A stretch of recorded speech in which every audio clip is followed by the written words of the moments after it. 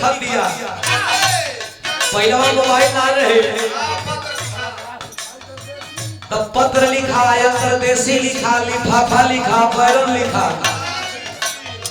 ओमा लिखा कि श्रीमान पतिदेव जी आपको मालूम कि अब गौना करा लीजिए ठंडा बर्दाश्त क्यों लिखले रहे कि अगर गौना करावे को होई तो ठंडा में करई हो ई काहे कि ठंडा में गौना करइबो तो रजइयो सध जाई तकियो तो सकियो सध जाई मसलन तकिया और शुद्ध बोलो मसलन का जा बोले बोले काका जी आओ लगाओ गोलका बा लेकिन कह दिया वो लड़की का कहे राजा जाड़ा में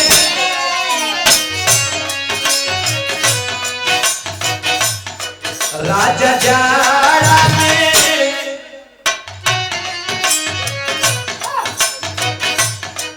राजा जाड़ा में गवना करैती रजाई नियन आप राजा जाड़ा में गवना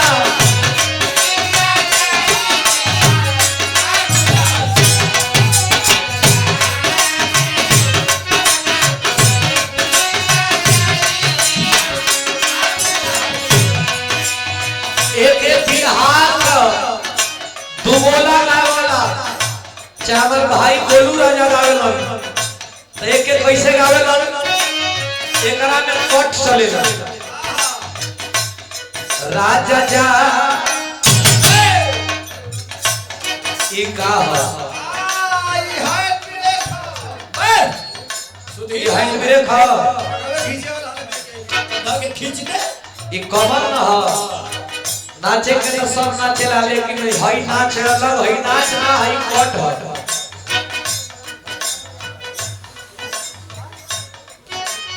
और रोशन रस्तोगी जी हमारे बड़का भैया ये पुरस्कार 100 रुपया दे ले बानी और संघत मंदिर गुरुद्वारा बिरहा का संगान मुकाबला 7 अप्रैल 2025 गायक सुधीर लाल यादव गायिका रवीना रंजन सौजन्य से संजय यादव और रोशन रस्तोगी जी ये आपके द्वारा पुरस्कार विजय की बस 7 अप्रैल के कार्यक्रम पर बहुत धन्यवाद ए हो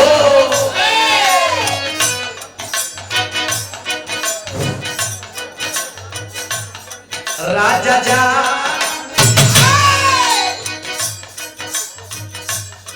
राजा जाड़ा में राजा जाड़ा में गवना करैती रजाई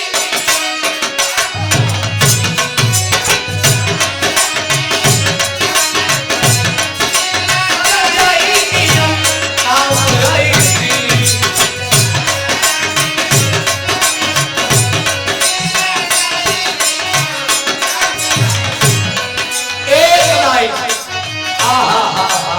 एक लाइन लड़की कहते हैं कि ठंडा में गौना करइबो तो सुनो जैसे पराला सैया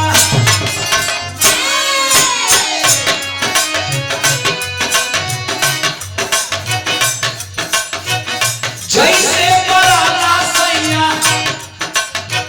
रोसरी में रोसरी जैसे पराला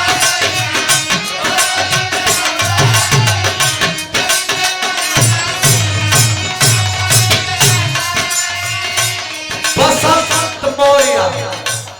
100 रुपया पुरस्कार भाव पर ये पुरस्कार दिला बनी लड़की पत्र में लिखा दिया ये सैया जी गवना करइबो न तो सुनो राजा हो जैसे पराला सैया रोसरी में रोसरी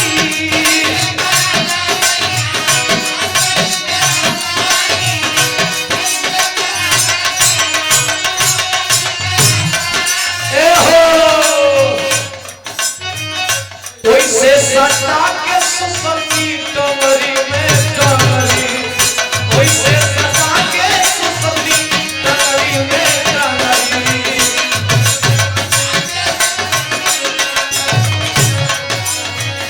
जैसे पराला जैसे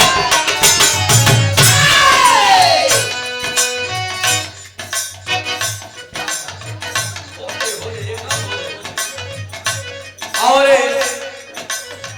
अशोक कुमार शर्मा जी धानापुर पुरस्कार दिलवानी ओ नहीं भैया धन्यवाद संजय भैया ऐसा पठवाई हो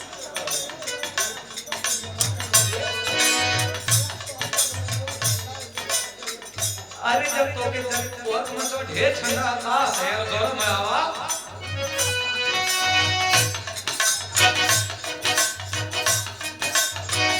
जैसे पराला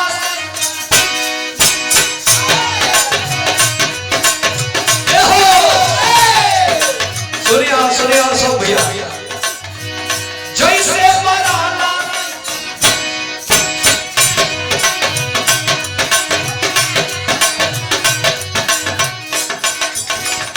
जैसे पराला सैया रसरी में रसानी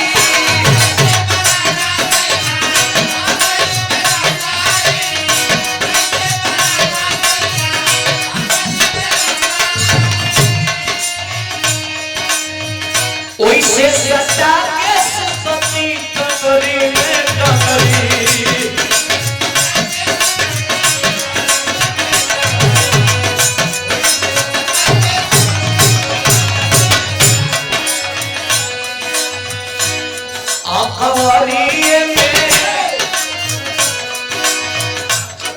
आंखवारिये में साथ के सुसैती रजाई निया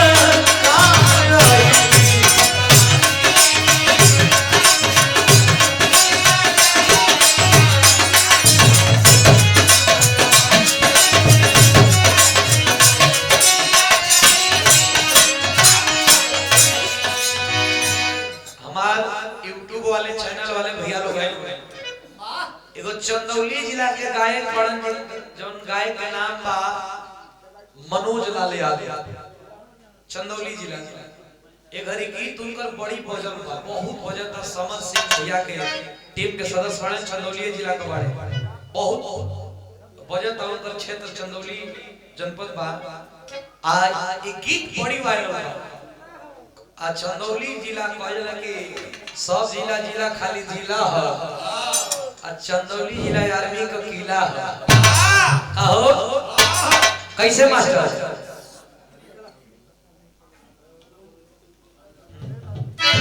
इन चंदौली जिला का स्पेशल दर्ज है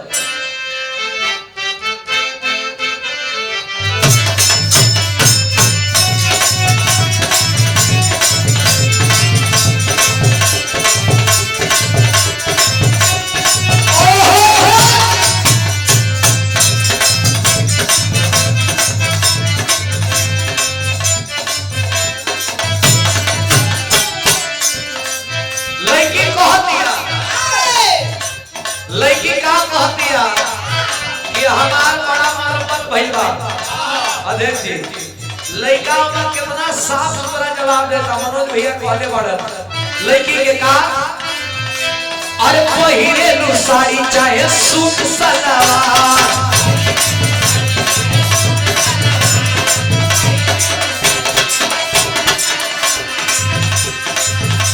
हाँ निकला के सगरी बटन में तो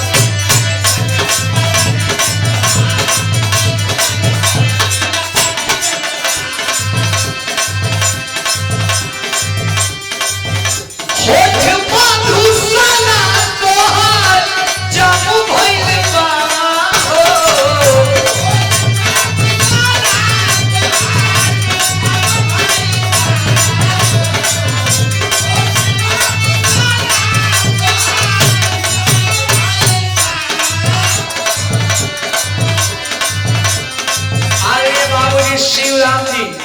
बड़ा सम्मान बड़ा दुलार कैली मंच पे आके आपके कोट पर प्रणाम हम करत बानी सब भेज के प्रणाम बा लइका कहता